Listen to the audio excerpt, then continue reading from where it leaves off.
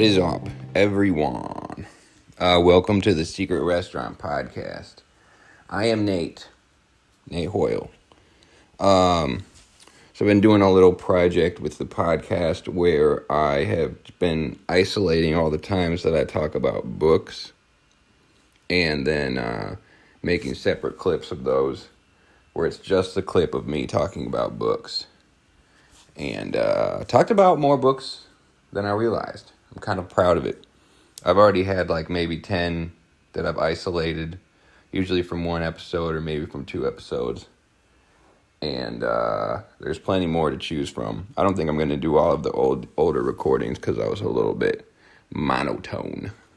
But that's a thing that I've been neglecting a little bit, I think, is talking about literature. But I also haven't really been reading that much, aside from the occasional comic book or something online. But novel-wise or longer printed, bound books, I've been neglecting them since the summer months began. But the one book that I did finish, that I talked about twice already and said I wasn't going to talk about it anymore, but I now have more thoughts, is the Harry Crews novel, The Gospel Singer. Well, let's round it up and have the trifecta, 3 episodes where I talk about it. But I finished that one, and there's a lot of interesting things that go on in his books. It's the second one I've read by him. The first one was The Knockout Artist, and now this Gospel Singer. And I'm going to talk about some parallels between both books I noticed. But I also just wanted to discuss sort of the time that he was writing into, because this first book, this Gospel Singer, is his first novel, and it was published in 1968. And I think I'm not the first person to say this, I'm far from the first person to say this, but I think something interesting happened along the time of like 70s and 80s in literature where, similar to the way that film was. So in that time, if you look at film history, something sort of happened. Maybe the pioneering started in the 60s and then began to move away from like old films, especially 50s, 60s. They almost feel like stage plays. And then when you look at films after that, or pioneering films from the 60s, 70s onward to today, I feel like with each decade and with each like advancement of technology, how they cut movies, how they film movies, how each director is kind of forced to be inventive. The more time passes on, I think the more films move away from that original stage play style. And so, and like I said, I'm not the first person to say this, but I think when you look at novels, especially Harry Crews' first novel that came out in 68, when I read it, I feel like it does mirror a stage play where it's very dialogue heavy and very important things are happening in the scenes, but the scenes can be drawn out very long and they're just dialogue rich. There's a lot of description. I don't like books that only have dialogue. There's a lot of description. There's a lot of like things going on outside of what the characters are saying.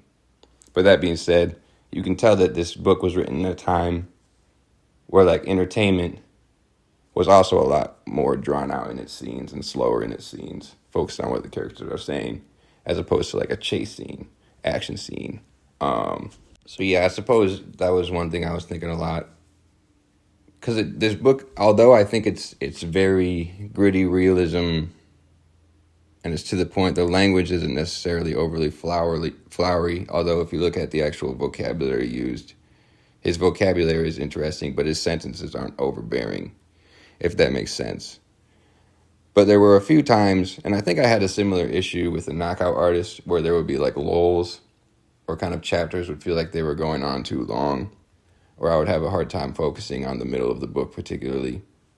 And I think the reason for that was because there were these scenes that were very drawn out with their dialogue, or the time in it was happening in a more realistic way, as opposed to like an abbreviated way, which is more usual now, where it's meant to cater to shorter attention spans or mirror other forms of art that are more fast-paced. Like these scenes, they take their time. And sometimes you can be wondering why it's taking so long to get through these two characters talking.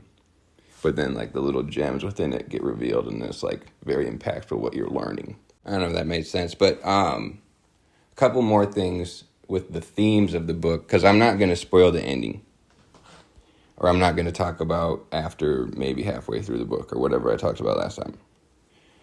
But I will say, with both the Knockout Artist and then also this gospel singer book, the third act of both those books kind of take readers and the hero to sort of hidden places, like hidden places that people don't want to look, or hidden places where mystery and potential evil is taking place, which is cool. I'm definitely going to read more of his books and see if that kind of follows the same way. But both the two books I've read, it's like the hero is on a journey. There is usually travel involved, or this one he's a traveler and he's returning home in the Gospel Singer. But by the third act, there's like sort of this thing that's been looming off in the distance. And then finally the character has to face it. And it's both times it's kind of like literal spaces with literal evils or literal mysteries, literal forbidden places happening within them. Furthermore, there's another parallel happening that I forgot to note in the beginning of the book. But there's the gospel singer who has this talent. He can sing, and people find his voice even angelic, like they think that he can channel God in his voice. He almost becomes worshipped as a false idol, but then reversely, it's actually a character who's related to him. On the opposite end of things, he ends up joining the circus because he has like a giant foot. Like his foot is like over 20 inches long. His foot is huge, and so he's like deranged, and so he joins what they call it in the book like a freak show, what they called it back then, or like the circus or whatever. And so I think I was talking last time I talked about this book about God-given talents and like the irony of it, the paradox of it. But then this other character who has a giant foot was also given this quote-unquote God-given thing that many would see as a disability, but he himself is using it in the same exact way that the gospel singer is using his voice. Like his voice was given this thing that he was quote-unquote blessed with. Well, then on the opposite side of it, there's this character in the circus who was quote-unquote blessed with a giant foot. It's interesting. It's like it's the same thing happening with different results or different public reactions. I think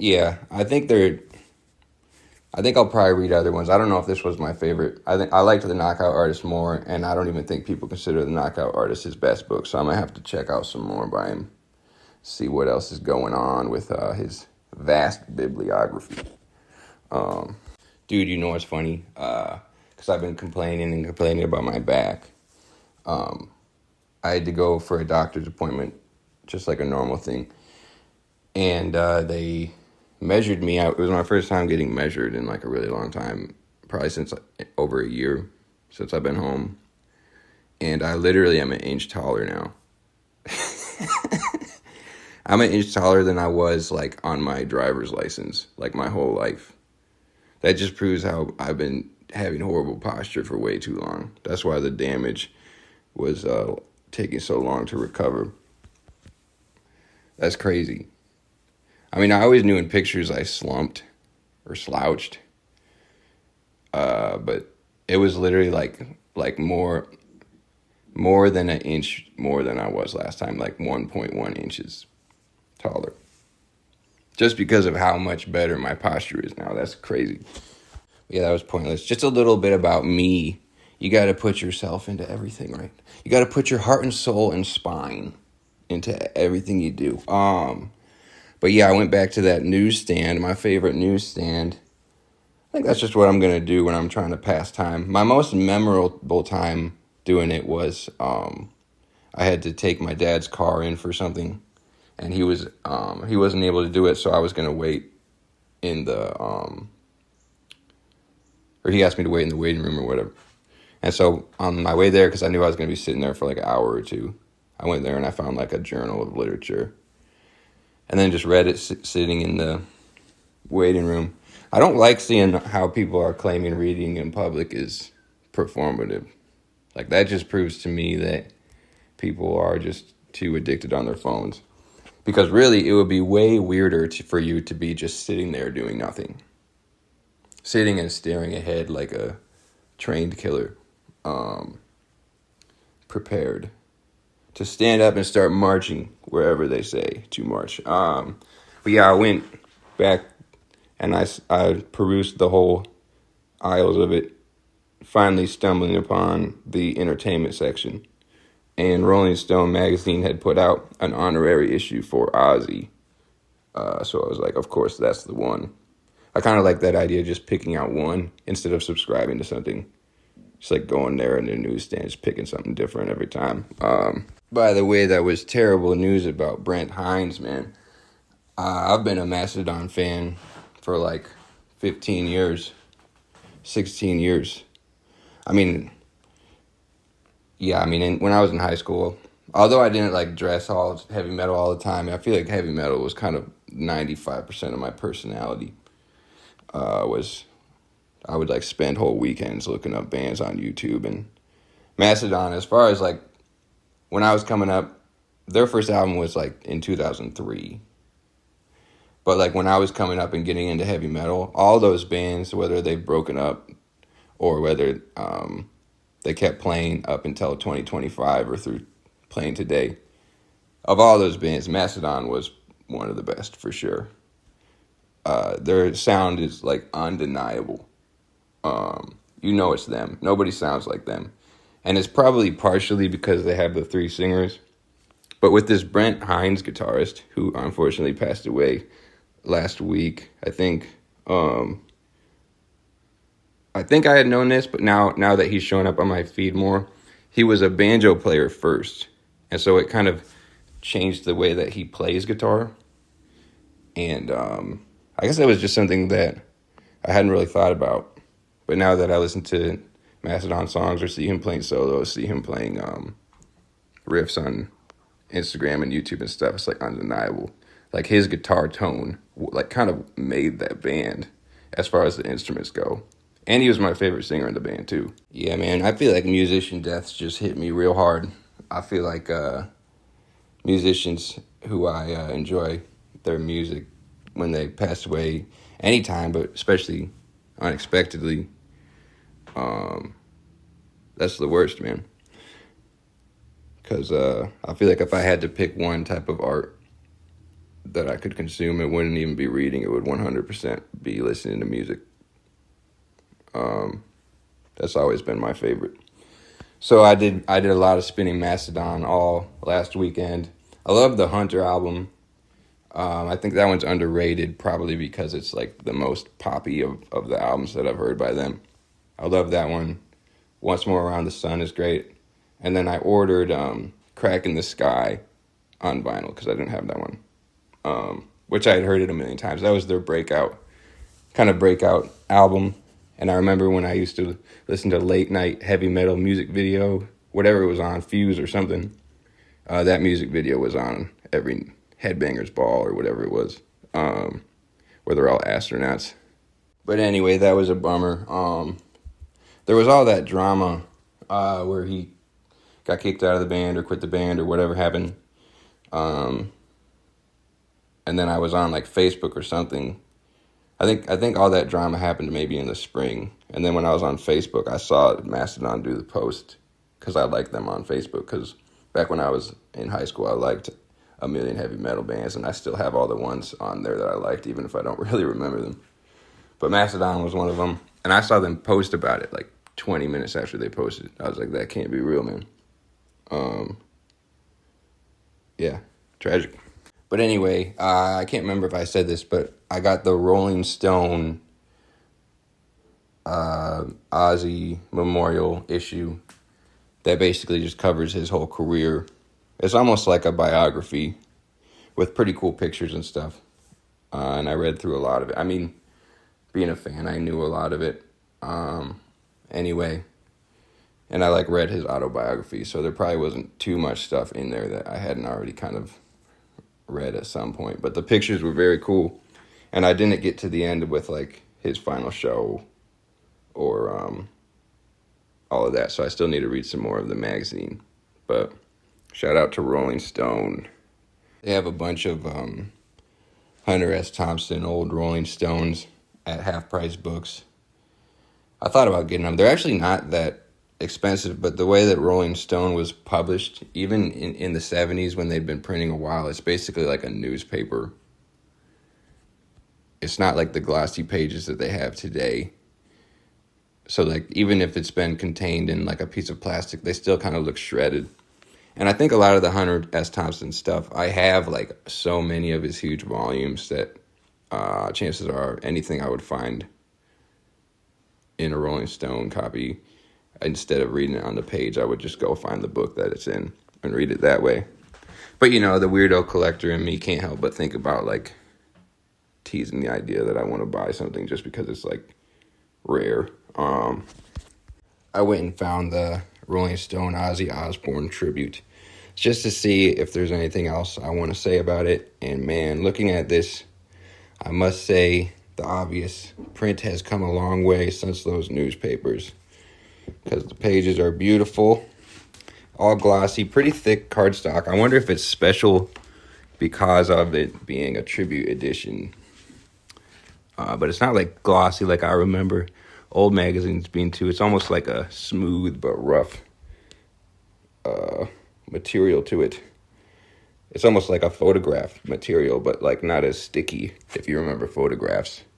Remember how those, if you put your finger on a photograph, it would come up with your finger because of how glossy and weird it was. It's also got pretty good full-size pictures of both pages, with one with Randy Rhoads. I see one with Zakk Wylde.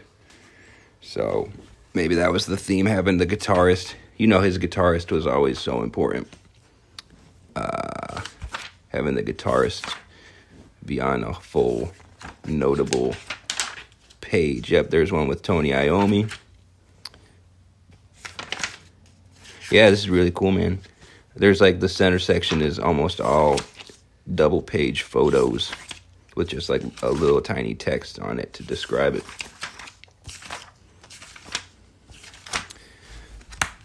All right. Well, I think that's all I've got for today. So I will see ya when I see ya.